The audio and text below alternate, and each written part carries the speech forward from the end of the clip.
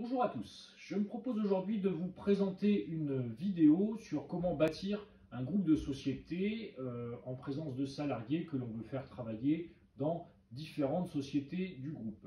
Pour rappel, on ne peut pas faire ce que l'on veut avec les salariés puisqu'un salarié qui travaille initialement dans une entreprise n'a pas vocation à travailler dans une autre entreprise, mais il y a une astuce et je vais aujourd'hui vous la présenter.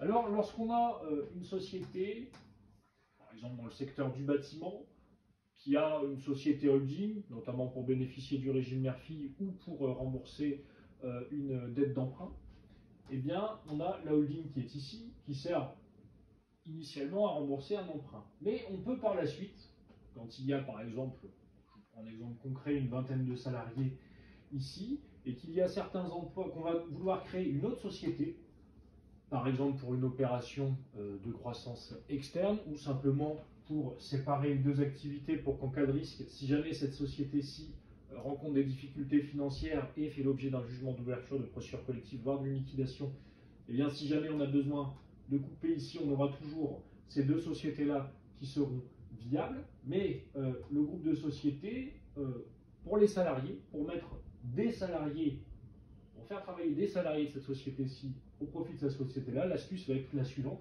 Par exemple, ça va être la secrétaire, le responsable administratif et financier, ou certains emplois qui auront vocation à travailler dans les deux entreprises.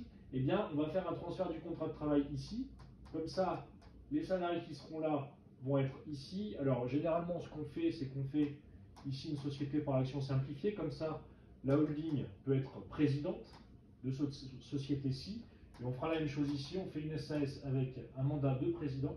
Et comme ça, cette société-ci d'exploitation, au lieu de payer son salarié, admettons 3 000 euros brut chargé, eh bien, elle paiera un mandat de président. Ce sera un mandat rémunéré de cette société-ci, la société holding, à hauteur d'un montant de 3 000 euros, ce qui permettra à cette société d'avoir des revenus pour payer mensuellement les salariés. Et ensuite, les salariés pourront travailler dans les autres entreprises du groupe et il y aura des facturations, ce qu'on appelle les conventions de management fees, qui seront facturées par la société holding au profit des sociétés filles.